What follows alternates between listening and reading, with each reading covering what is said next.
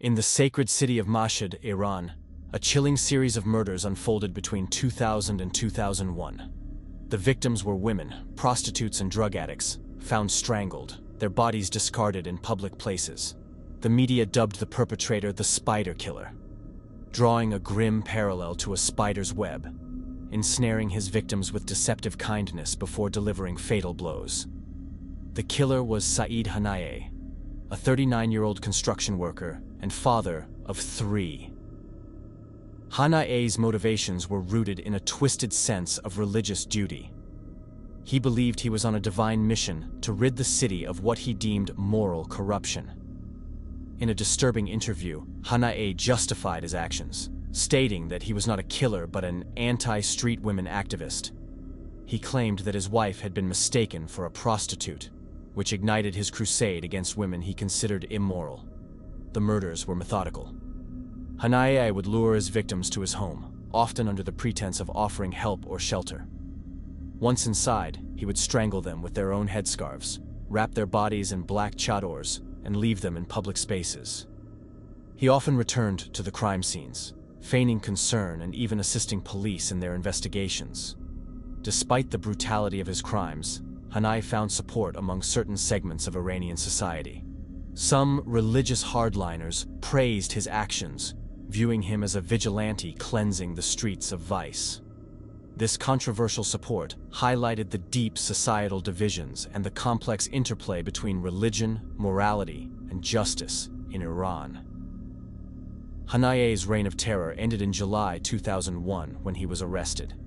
During his trial, he remained unrepentant, reinforcing his belief in his divine mission. He was convicted of 16 murders and sentenced to death. On April 8, 2002, he was executed by hanging in Mashhad prison. The case of Saeed Hanaei, the Spider Killer, serves as a haunting reminder of the dangers of extremism and the fine line between justice and vigilantism. It underscores the complexities of societal values and the consequences of taking the law into one's own hands.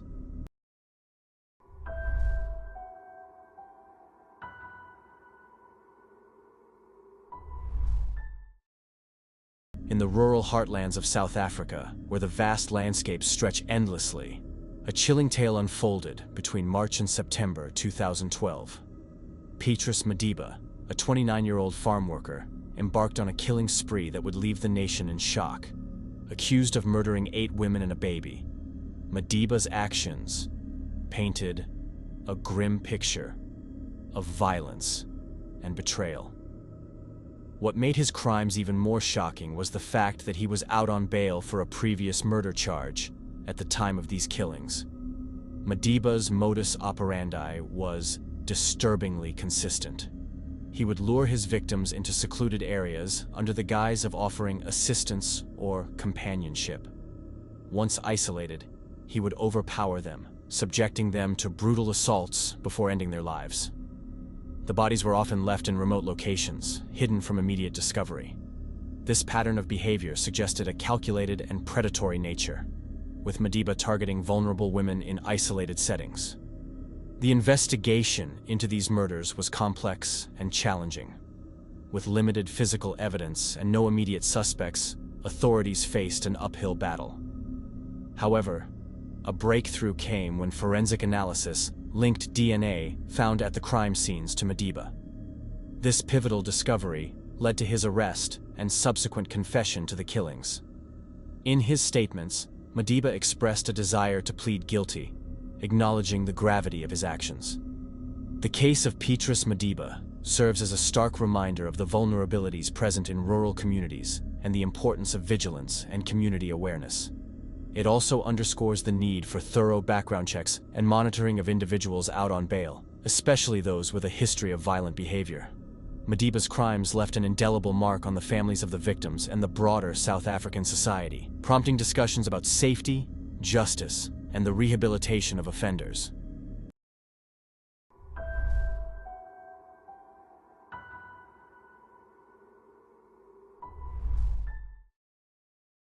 In the tranquil seaside town of Eastbourne, England, Dr. Bodkin Adams was known for his compassionate care of elderly patients. However, beneath this facade lurked a chilling pattern of suspicious deaths. Between 1946 and 1956, 163 of his patients died while in comas, and 132 of them had left him money or items in their wills. This raised questions about his involvement in their deaths. The case that brought Adams to national attention was the death of Edith Alice Morell, an elderly widow who had been under his care.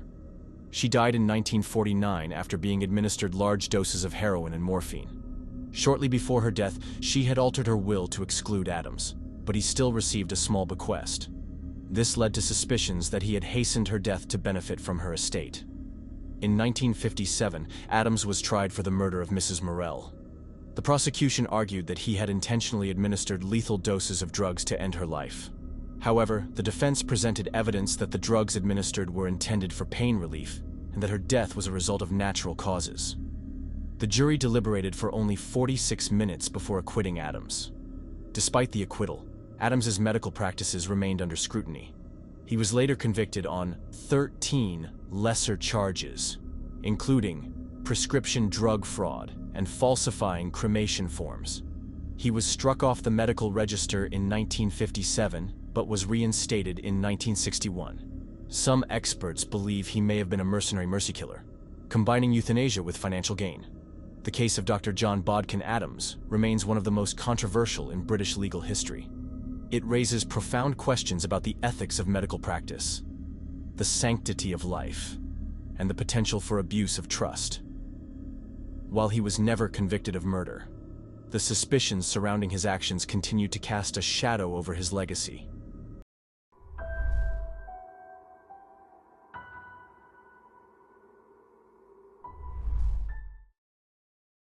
It started as whispers, missing women, strange disappearances, a sense of unease settling over communities from Alabama to California. People began to notice a pattern, though no one could see the full picture yet. Then came the chilling realization. A man called Daniel Lee Siebert was leaving a trail of horror across state lines. Born in 1954 in Mattoon, Illinois, Siebert's early life was anything but ordinary. But no one would have guessed that the quiet man in the background, the one blending in with ease, would later become a nightmare for so many families. By the mid-1980s, he had escalated from petty crimes to something far darker. A young woman called Gidget Castro vanished in Los Angeles in 1985. Then another, Nessia McElrath, disappeared under eerily similar circumstances. Both had been seen last in areas where Siebert lingered, always careful, always slipping under the radar. Investigators began connecting the dots. Someone was moving across the country, leaving terror in their wake. And then came Talladega, Alabama. A woman called Sherry Weathers, a student at a local institute, failed to show up for classes. Days passed, until a welfare check revealed a scene that would haunt the small town forever.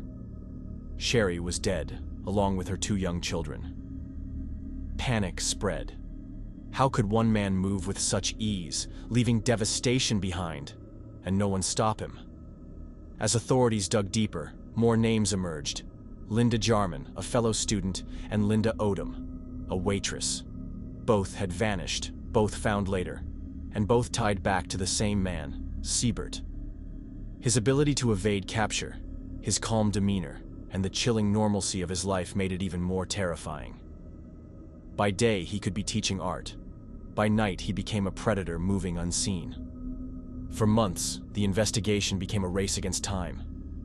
Siebert used aliases, moved between states, and blended in so thoroughly that the communities he terrorized didn't know whom to trust. But eventually, law enforcement pieced it together. Fingerprints, confessions, and careful detective work revealed the full extent of his crimes. Siebert had confessed to multiple murders, and investigators suspected at least a dozen victims across several states. The manhunt ended, but the story didn't. Siebert was sentenced, but fate had another chapter. He battled pancreatic cancer. In 2007, an execution was scheduled, only to be delayed. Questions swirled. Should a man so sick still face death? A year later, in 2008, Daniel Lee Siebert passed away, not at the hands of the law, but from his own illness, leaving behind a trail of pain and grief that would never fully heal. The legacy of the Southside Slayer is not just the horror of his crimes. It is the story of communities left shattered, families searching for answers, and the unsettling truth that sometimes monsters walk among us, unseen, until it's too late.